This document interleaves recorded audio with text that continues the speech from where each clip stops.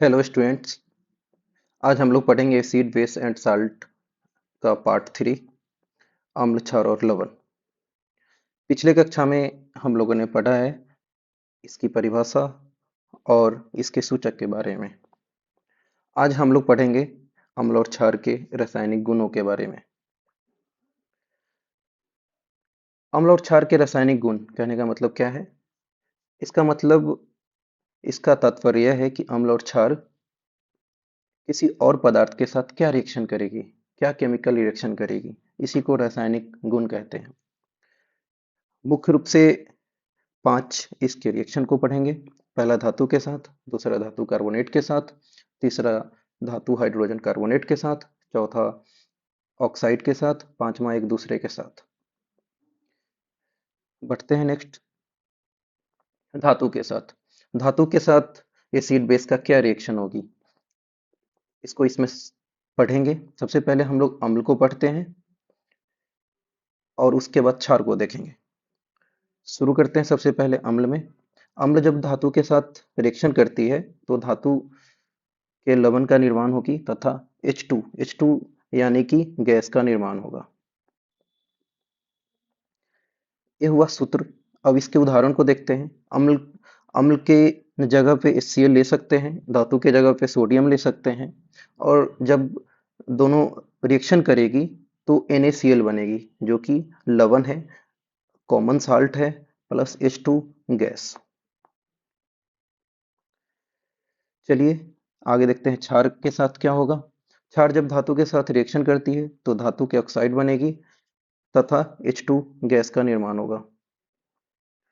क्षार के एग्जाम्पल के रूप में NaOH को ले सकते हैं। धातु के जगह पर जिंक लेंगे। जब दोनों रिएक्शन करेगी तो सोडियम जिंकेट यानी कि जिंक ऑक्साइड बनेगी, प्लस H2 गैस रिलीज होगी।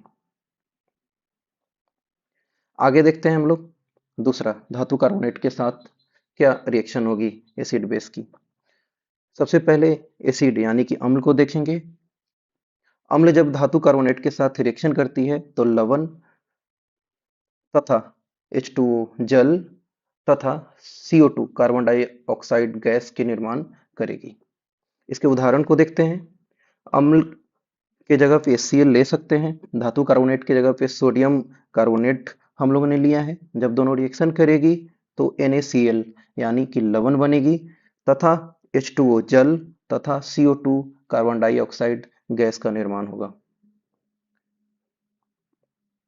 क्षार क्षार को देखते हैं। क्षार जब धातु कार्बोनेट धातु कार्बोनेट के साथ रिएक्शन करेगी तो कोई रिएक्शन नहीं होगी, ये रिएक्शन नहीं करता है। लेकिन क्षार जो है CO2 के साथ यानी कि कार्बन डाइऑक्साइड के साथ अभिक्रिया करके सेम चीजें ऊपर जिसके साथ अभिक्रिया नहीं हो रही थी उसी का निर्माण करती है, यानी कि धातु कार्बोनेट का निर्माण करेगी तथा जल का। इसके भी उदाहरण को देखते हैं। क्षार क्षार के तौर पे CaOH होल 2 को ले सकते हैं, calcium hydroxide plus CO2 reaction होगी, क्या बनेगी? Calcium carbonate plus H2O। आगे बढ़ते हैं, धातु हाइड्रोजन कार्बोनेट के साथ अम्ल और क्षार के अभिक्रिया को देखेंगे।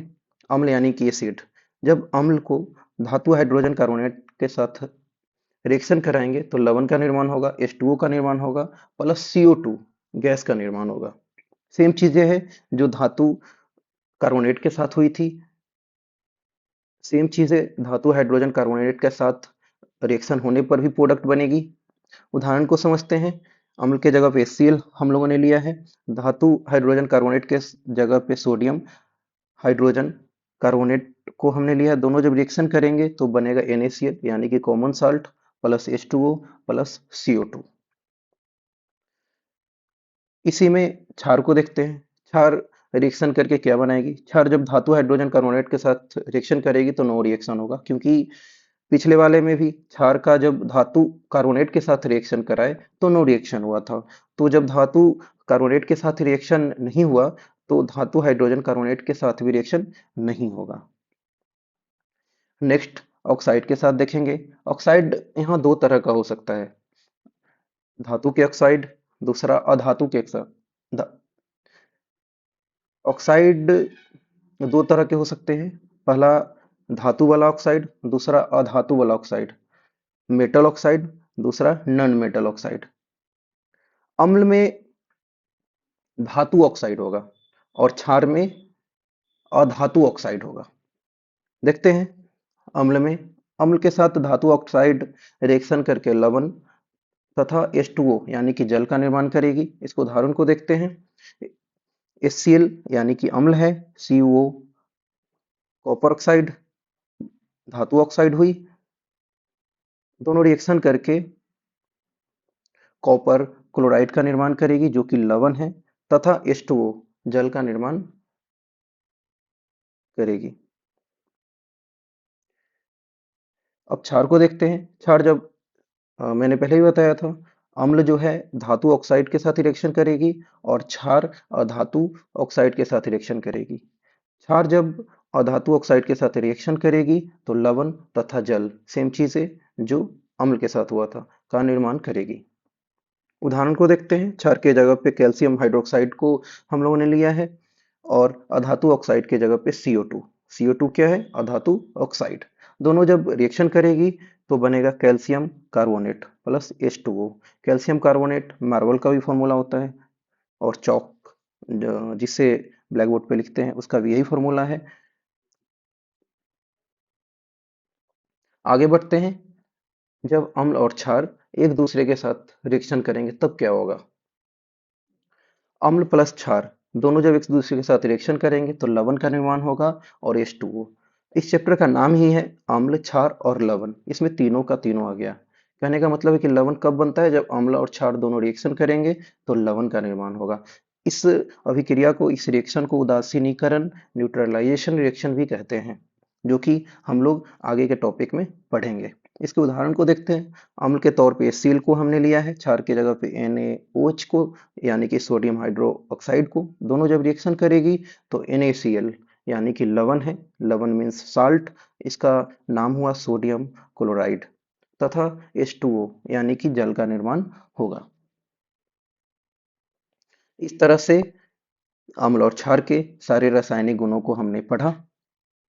आगे के टॉपिक में हम लोग यानी कि पार्ट 4 में अम्ल और क्षार में समानताएं तथा pH स्केल के बारे में हम लोग पढ़ेंगे।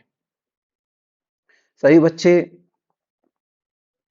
इसका नोट्स तैयार करेंगे। जैसे मैंने समझाया है उसी तरीके से इसको लिखने का कार्य करेंगे। और अगर इसे लिखने के बाद भी कुछ बातें समझ में नहीं आती है तो वो इसे नोट कर लेंगे तथा जब भी क्लास होगी उसमें वो पूछ सकते हैं। थैंक यू बच्चों, थैंक यू सो मच।